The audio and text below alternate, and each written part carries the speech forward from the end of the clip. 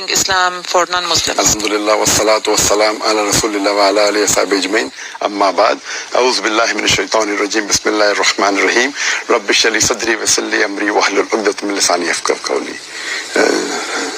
This question that you asked is one of the most common questions asked by the non-Muslims regarding the religion of Islam. As far as the media that is blaming that Muslims are terrorists and Islam is the religion of terrorism, first we have to understand what is the meaning of the word terrorist. Terrorist, by definition, means a person who causes terror. Now, many times, two different labels are given to the same individual for the same activity. I'd like to give an example that before India got its freedom, India was ruled by the Britishers, and there were many Indians who were fighting for the freedom of the country. These Indians, by the Britishers, they were called as terrorists. But we common Indians, we call them as freedom fighters. Same people, same activity, but two different labels. If you agree with the view of the Britishers, that the Britishers had a right to rule over India, then you would call these people as terrorists. But if you agree with the view of the common Indians, that the Britishers came to India to do business, they have no right to rule over us, then you would call these people as freedom fighters. You would call them as patriots. Same people, same activity, but two different labels. And many times, when I address the Indian press, and when they ask me the same question, that why are Muslims terrorists? So I ask them a counter question, that do you believe Bhagat Singh was a terrorist? And they tell me no. I said, why? At that time, before India got its freedoms, that is more than 70 years back, the Britishers called Bhagat Singh as a terrorist. Do you believe he's a terrorist? And they say no. I say, why? No, we know the background, we know the history, that these people actually were freedom fighters. We do not agree Bhagat Singh is a terrorist. I tell them, even I do not agree Bhagat Singh is a terrorist, because even I know the Indian history. So the same Britishers who you did not believe more than 70 years back, today, when the same Westerners, the same Britishers are calling Muslims as terrorists, then why are you believing in them? Then they start laughing. Why these double standards? Today, if the media, or if the Westerners, or if the Britishers are calling the Muslims as terrorists, why don't you do a research? How you do not agree with them what they said more than 70 years back? Why do you agree with them today? And if you see in the history, you will find many such examples.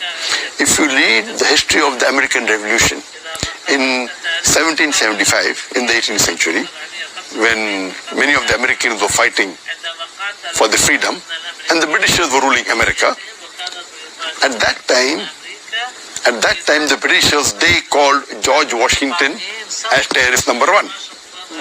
Later on, when America gets its freedom, the first president of USA is appointed as George Washington. Imagine, terrorist number one of the world becomes the president of USA. So what we realize, that whoever is in power, whatever label they give, it gets stuck to it. We have this example even in South Africa. We know the previous white apartheid government, when they ruled South Africa, they had imprisoned Nelson Mandela in Robben Islands for more than 25 years. Later on, when South Africa got its freedom, the same person, Nelson Mandela, he becomes the president of the new South Africa. And later on, he gets the Nobel Prize for Peace. Imagine, the person who was previously called as terrorist number one in the world, becomes the president of South Africa. And later on, he is given the Nobel Prize for Peace. Not that he was bad and he became good. For the same activity for which he was imprisoned, later on he gets a prize, the Nobel Prize for Peace. So what we realize, whoever is in power, whatever label they give, it gets stuck. What does the Quran say in Surah Hujurat, chapter 49, verse number 6? Whenever you get the information, you check it up before you pass it on to the next person. So when we get this information about that the Muslims are terrorists, I've given a talk on, is terrorism a Muslim monopoly? And if you do a survey for the last 200 years, before 9/11, you will hardly find any Muslims that have been blamed as terrorists. Hardly.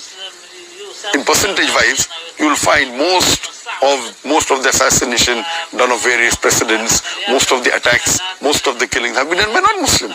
Muslims are a very negligible small percentage.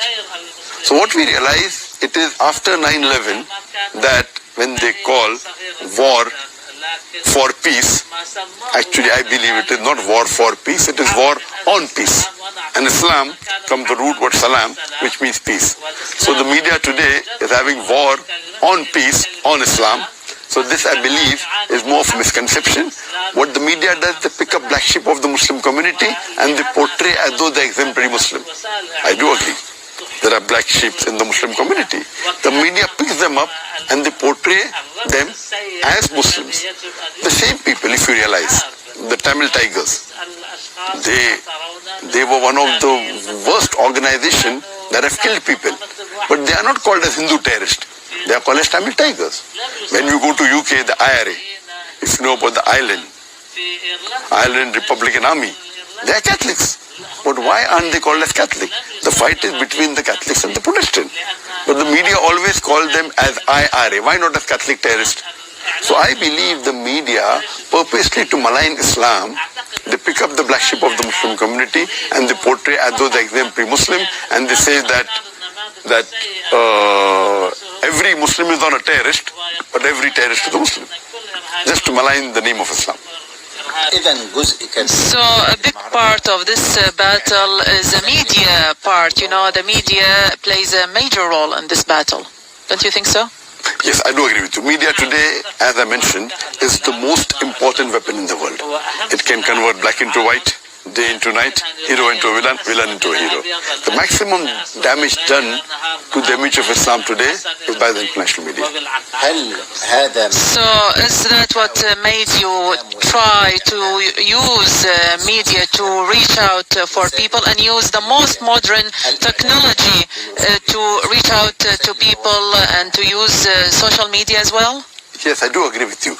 If we have to remove the misconception that is spread by the media, and if today media is the most important weapon, we have to use the same media to remove the misconception which is spread against Islam. And this is the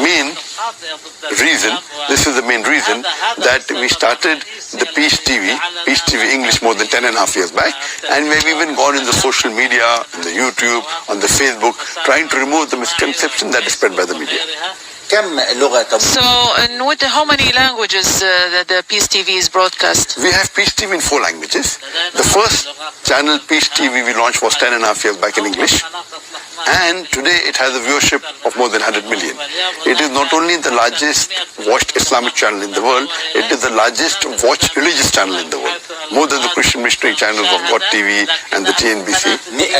So 100 million viewers follow the English channel only, or the rest English of it? alone is more than 100 million viewers. We launched the second channel 7 years back, that is Peace TV Urdu. Urdu and Hindi put together is the third largest language in the world, and the viewership of Peace TV Urdu, alhamdulillah, more than 80 million. Then we launched the third channel, that is Peace TV Bangla. Bangla is the 7th largest spoken language in the world after Arabic, and Peace TV Bangla has a viewership of more than 50 million. And alhamdulillah, 5 months back, we launched Peace TV Chinese in Mandarin language. Today Mandarin is the largest spoken language in the world, even more than English, and it is spoken by 1.2 billion people in the world. So we felt unless we do not convey the message in Mandarin, we will not be fulfilling our duty. And we have plans of having Peace TV in the 10 major languages of the world. Today the world has more than 2,500 languages, but if we cover the 10 major languages, today's statistics tell us that more than 50% of the world population speak one or more of the 10 major languages of the world. So you cover broadcast through 12 satellites around the world. So it means that you reach out most of the people in the globe, right? The Peace TV English is covered by 14 satellites. That's the old book which you read. So it's actually by 14 satellites. We are covering the full world. From Dubai, we are covering Asia, Middle East, Africa, Australia. And from London, we are covering the whole of Europe and America. We are covering the full globe, alhamdulillah. And we also there. So what are the most common subjects that are raised among those millions who follow up your channel and want to learn more about Islam? I believe there are 20 most common questions that arise in the mind of the non-Muslims. Depending on how the media portrays Islam, these 20